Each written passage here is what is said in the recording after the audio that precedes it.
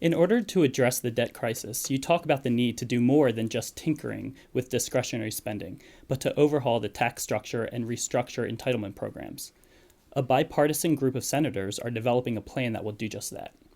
Can you please comment on the creation of the bipartisan group, its goals, and your expectations? So let's first of all just frame the issue a bit, Eric. We're focusing here on the 10% federal budget deficit and the fact that the total debt to GDP ratio is now at 63% and it's headed north. And so the whole discussion that's going on currently in the U.S. Congress is about how do you get spending under control. But if you want to look at the full sources of what affects the public debt to GDP ratio, there are three things that you have to take a look at. Spending is one of them, and that is where the focus currently is in the Congress, but it's only one of three.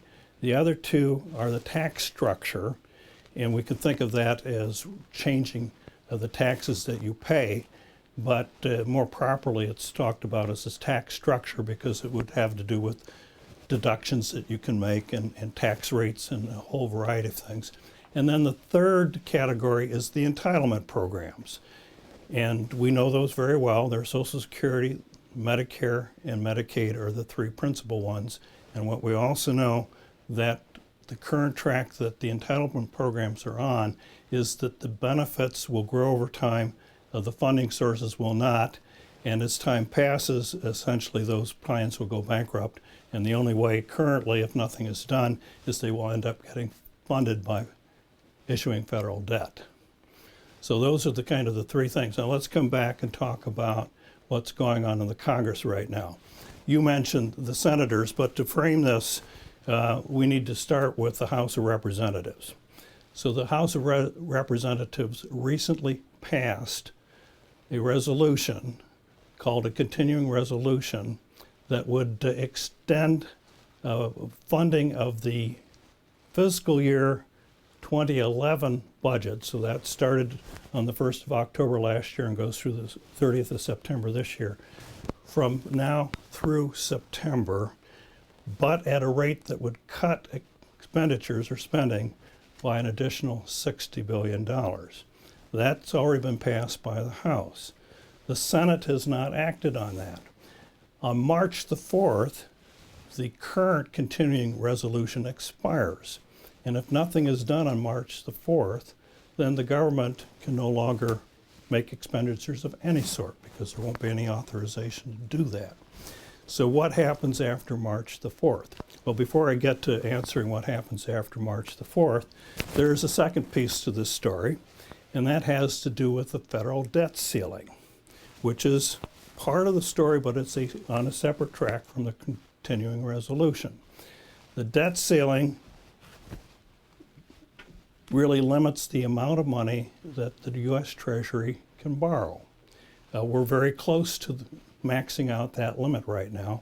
The current estimates is that the Treasury will run out of money sometime in May, possibly early June. So there's a little time here to play with yet, but eventually the debt ceiling has to be raised, and eventually, or by March the 4th, the continuing resolution needs to be extended.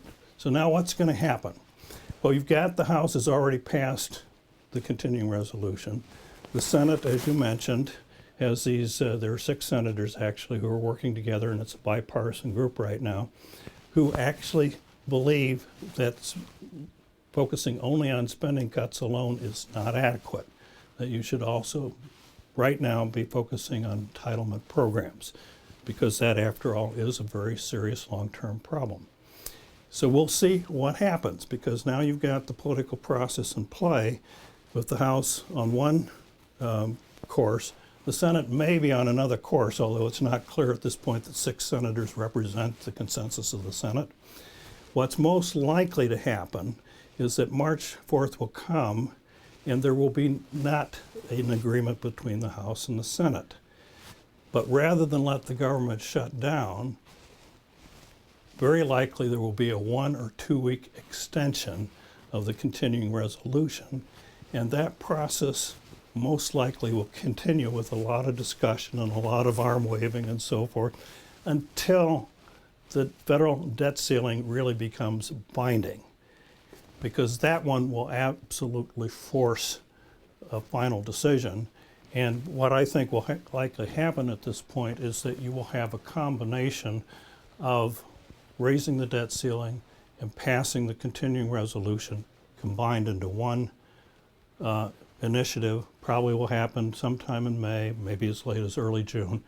And it will for sure include spending cuts. Probably not as much as are in the current House resolution, but still spending cuts. And we will see if they contain anything else beside that. You know, I'd like to add another comment, because I'm rather pessimistic in the letter about the Congress addressing the tax structure or the entitlements, that the focus seems to be politically right now on the spending. And I would be very happy, delighted if there was a serious attention to entitlement programs, but I do not at this moment see the broad enough political consensus to get there. So my current expectation would be, yes, you'll have spending cuts, you'll ultimately resolve this problem after a lot of noise, but you won't have anything beyond that, and therefore the imbalances in the public debt will continue to be a problem that builds.